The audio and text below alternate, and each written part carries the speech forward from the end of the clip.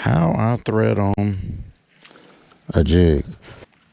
So what I do is this little electric chicken, Bobby Garland's got a little split on it, so that's where I'm going to let my hook come out.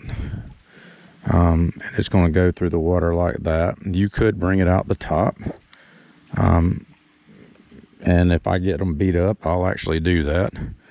But for starters, I bring it through, and all I'm doing is I'm holding. I want to keep it straight. So the way I learned when I was bass fishing is kind of see where you want it to come out and kind of hold your fingers right there, and then run the hook down, and then come out about right there where your fingers were, because you want it straight. You don't want it bunched up. You want it to. Let me do that one more time on the camera here. Come on. So here we go. I'm kind of line it up where I want it, and I want it to come out. I want it to be straight. So I don't want it to finish back here. I want it to go all the way up on that barb so it'll stay on.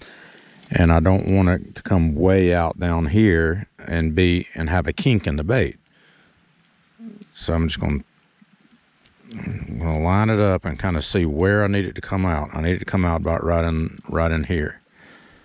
So I'm just going to thread it and let it come out and push it up. And if you don't like it, like I got a little bit of a kink in it, I'm going to straighten it up. Or you see a little bit of a kink, let's try this again. So here we go. I'm going to line it up. I'm going to go through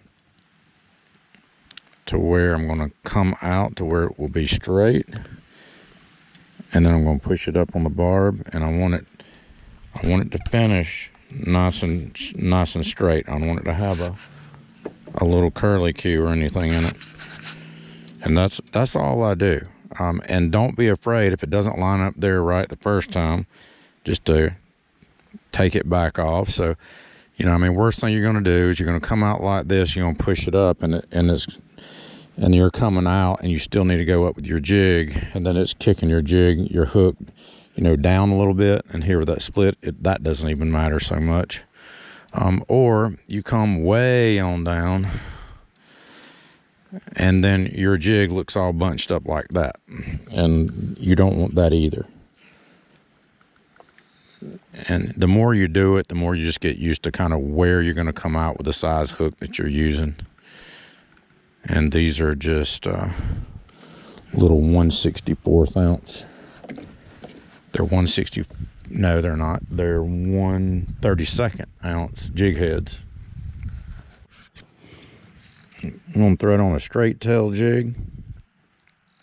And again, I'm just going to make sure that when I finish threading it, I'm finishing right about there. There happen to be a black speck right there, but I'm just going to grab a hold of the body of the jig. I'm going to come out on this flat spot on the top side, because I want this thing to run just like that. I'm going to get it right in the middle, best I can. I'm just going to come right out the top. So that's what I've got so far. And then when I push it up, that's how I want it to hang, just like that. I'm off just a little bit. But that's not going to hurt anything. See that little divot?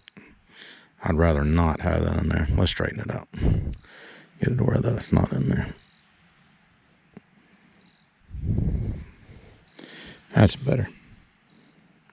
Still got a little bit of one in there, but I'm in the center, and then I'm nice and tight to the back of my jig head. And I just want it to run straight and not be bunched up. So that's what we're doing. We're going to put it in the water, see if it'll catch something.